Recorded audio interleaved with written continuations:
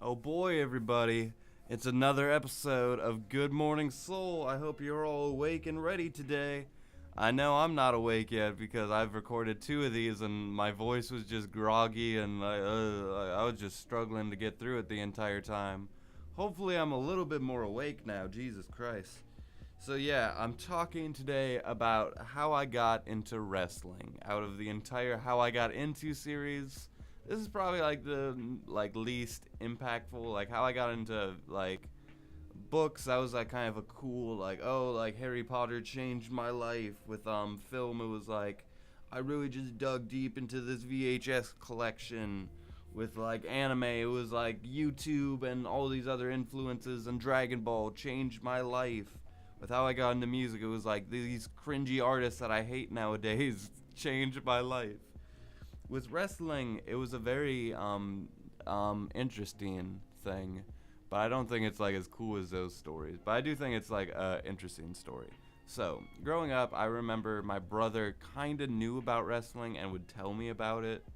Like him and my cousins, I think watched like an episode or something like one time, and they were like talking about it to me, like what it was about, and I was just kind of like, I was kind of just, I didn't even know what they were talking about. And I do remember, like, people talking about wrestling, like, because I did amateur wrestling for a little bit. So I remember people talking about it there. Like, I knew some people who had been into wrestling. But then, my next door neighbor, he had we were playing games on GameCube, and he brought this game over called WWE Day of Reckoning 2. And it's a like I don't even remember this video game, despite that it had this huge impact on me. Actually, I want to look it up a little bit. WWE Day of Reckoning 2. So we had this game on GameCube, and just looking at it, I can tell it's complete trash. Like a lot of these games are. It looks awful. Oh, I do remember like just looking at this, some of the controls, and just kind of how it worked. I'm looking at John Cena and Batista, like from their like early days, in a very gross-looking environment. And so yeah, this game I do remember kind of introduced me to wrestling, and I remember just learning about a lot of the characters from this game. Like I kind of learned about them in this like Mortal Kombat way. Like oh, let me try out this guy. Let me try out this guy. Look at how big this guy is, or look how small this guy is. And then they had a story mode that I think was pretty bad. I do remember, I don't know if it was this game or SmackDown, the first SmackDown versus Raw, where you fight Evolution, and it's just like the worst fucking thing ever, where you have to lose because that's how OP they are. But yeah, I do remember uh, I do remember Rey Mysterio from this game. I thought like just based off like gameplay that Rey Mysterio was like the coolest guy ever. And so this really inspired my brother and I to like check out a little bit of wrestling. So like we had TiVo. So once we had TiVo, my brother was like, "Hey, like let's look up episode of wrestling," cuz he was kind of like he was at the helm of this. And I again, like a lot of like my trends and a lot of like what I got into was kind of just following him.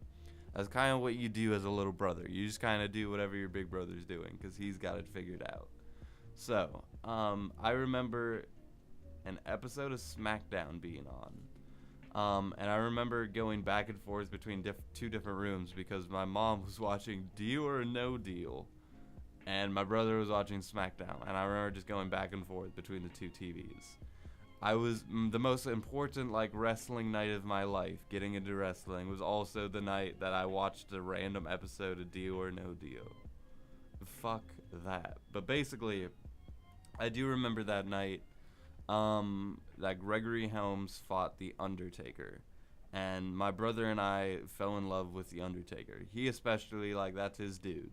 The Undertaker. The guy we saw kind of retire last year, live at WrestleMania. The Undertaker basically, like, he was looked at as, like, this menacing, like, he was like the legendary Pokemon of wrestling. He was like the Mewtwo of wrestling.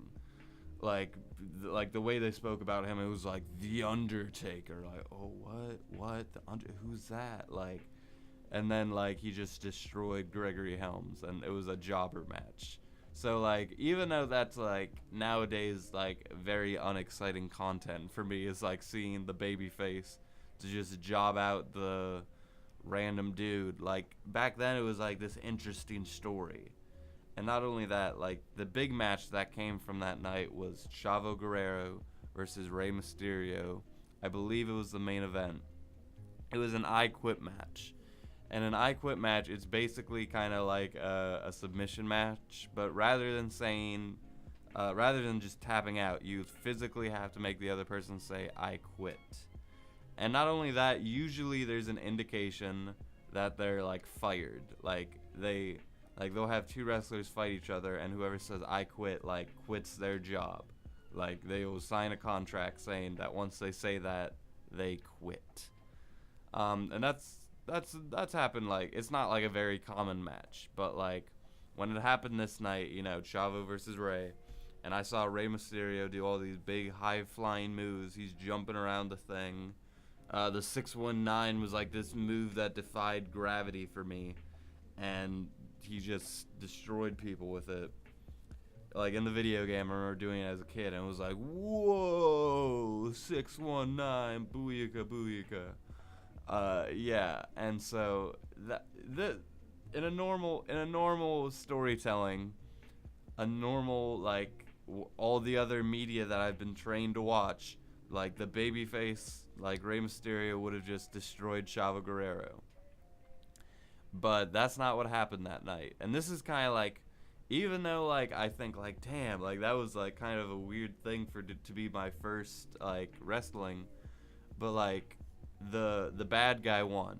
Chavo Guerrero like literally just destroyed, like he fucked up Rey Mysterio.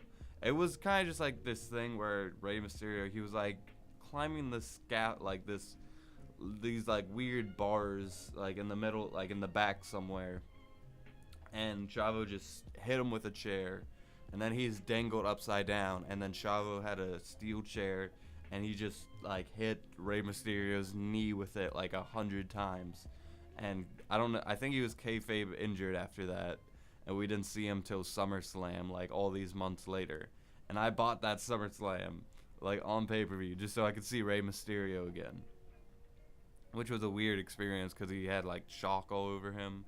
But anyway, so like I saw like this hero on my video game, like Rey Mysterio, and then I just saw him like a bitch just go, I quit, like my knee, it's fucked up, he keeps hitting it.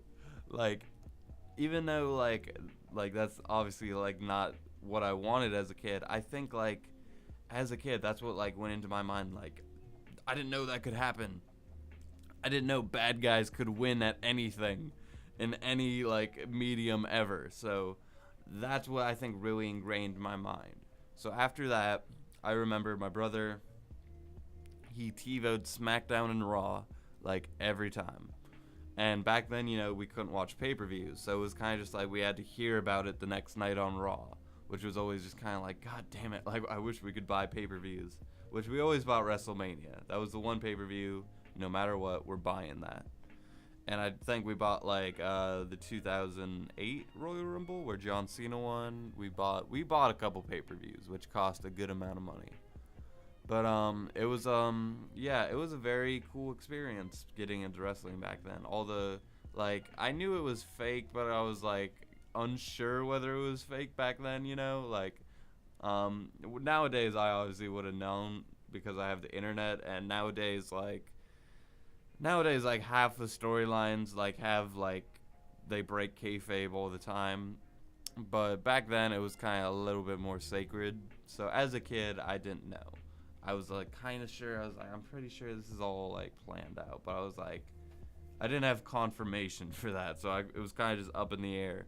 I remember when Chris Benoit died and Vince McMahon came out, and he was like, I think that was like the ultimate like, okay, it's super fake.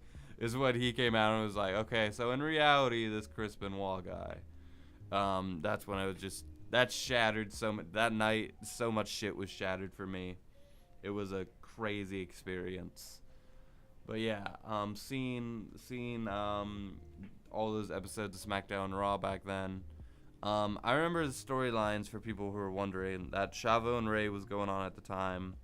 It was leading up to WrestleMania 23 because that was my first WrestleMania. So I remember like King Booker was World Heavyweight Champion, John Cena was WWE Champion, and I think Big Show was ECW Champion. And those three guys were like, I think they had like a triple threat match at Sunday. So yeah, that makes sense. That makes the most sense. That's what was going on at the time. Batista fighting Booker T. Who was fighting John Cena? I know there was that Kevin Federline story, which was just awful. But yeah, that was my origin for wrestling. That right there. After WrestleMania 23, I was in it for the long haul. I always took like a couple months off. Like I remember around the time Randy Orton won the Royal Rumble, I was like, whatever. I was not in it back then. WrestleMania 25 and kind of 26 were like my like off years, if you want to call them that. And CM Punk really brought me back in. He was ever since CM Punk came, like ever since the pipe bomb, I've been like fully back into it. And you know, I don't get to watch every episode of Raw or SmackDown because I'm an adult now, but I always at least look it up. I see the clips on YouTube that they upload, which really kind of like let you, for like people who can't watch Raw and SmackDown every night, it allows you to kind of like still be a wrestling fan and still catch whatever's going on that week and like keep track of the storylines.